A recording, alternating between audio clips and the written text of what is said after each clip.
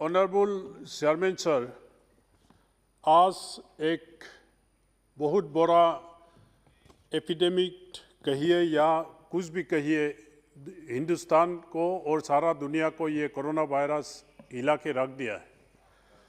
इसका रूप पहले कोविड-19, उसके बाद डेल्टा वेरिएंट, अभी ओमिक्रॉन का नाम सुनाई दे रहा है।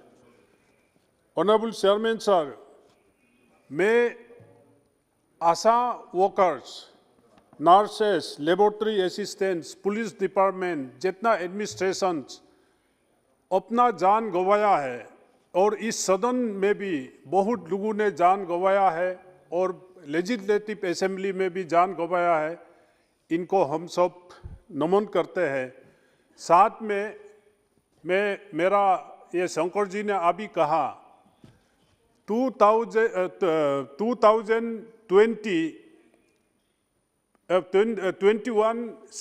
जनवरी से ये वैक्सीन शुरू हुआ, लेकिन इसको बीजेपी वैक्सीन या नाना क्रम हर तरह का बदनाम करके इसका वैक्सीन परसेंटेज लेने नहीं दिया।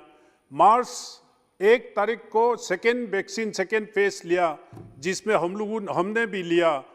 साथ में 14 अप्रैल को थर्ड फेज लिया।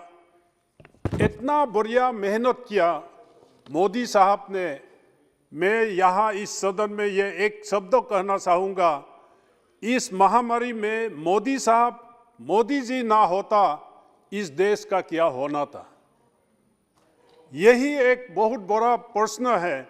लेकिन हमारा राइट साइड में जो भी पॉलिटिकल पार्टीज, हर नॉन बीजेपी स्टेट, जितना स्टेट है देश में, सारा उसका कोऑपरेशन है मोदी साहब के साथ। मुझे ऐसे लग रहा है यहाँ अपना सदन में ही, इस सदन में ही डिफरेंसेस है, लेकिन इन लोग भी ये दिल में ये चाहता है मोदी ना होता इस देश का क्या होता। तो इसलिए मैं हमारा ऑनरेबल हेल्थ मिनिस्टर को ज़्यादा ना कहते हुए मैं सुझाव देना चाहता हूँ। उससे पहले मोदी जी ना होता, आज जम्मू कश्मीर से लेके Uttarakhand, Himachal Pradesh, Sikkim, Arunachal, entire north east में हर जिले के हॉस्पिटल में वेंटिलेटर पहुंचाया दिया गया, पीएम केयर से ऑक्सीजन प्लांट बताया गया। ये सब मोदी ना होते तो कौन करते इसका। आज हर डिस्ट्रिक्ट में वेंटिलेटर्स है, हर डिस्ट्रिक्ट में ऑक्सीजन प्लांट्स है, देश भर में सारा इस चीज़ को सजाया गया। मोदी ना होते कौन करते इस चीज़ का।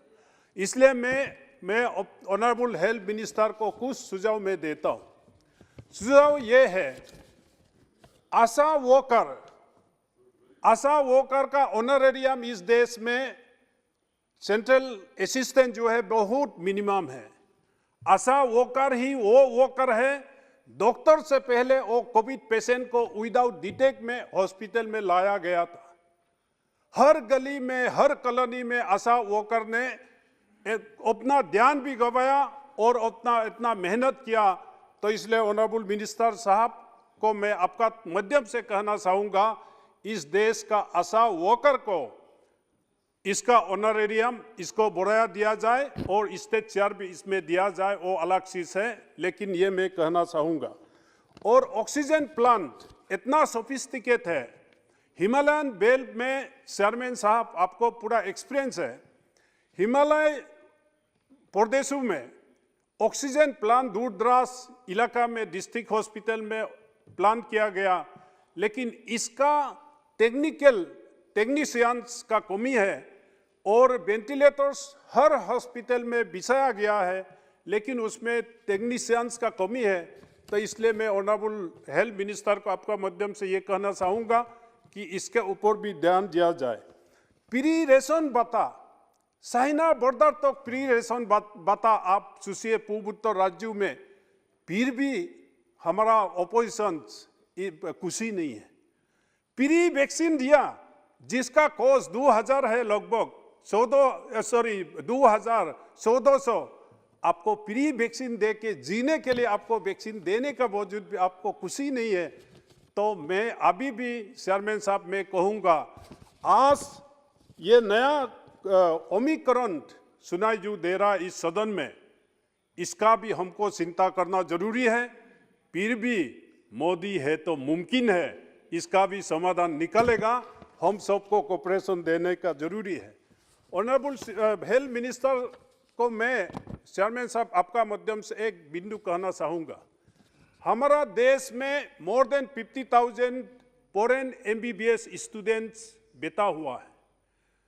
MCI का मेडिकल काउंसिल्स ऑफ इंडिया का मुताबिक इनको 50% मार्क ऑब्टेन करना चाहिए, लेकिन MCI ने इस कोरोना काल में यहाँ का क्वालिफाइंग पर्सन्स को रिड्यूस किया है।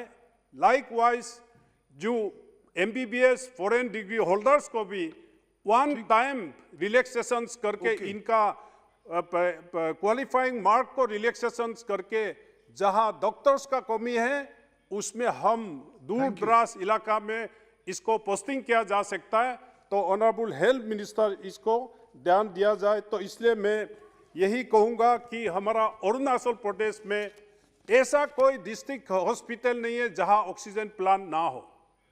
हमारा नागालैंड में, मिजोरम में, मणिपुर में, असम में, तो उत्तराखंड में, जम्मू में ये प्लांट मोदी है तो मुमकिन है। इसलिए हम सब मिलके इस लड़ाई को लड़ना चाहिए, यही मैं कहते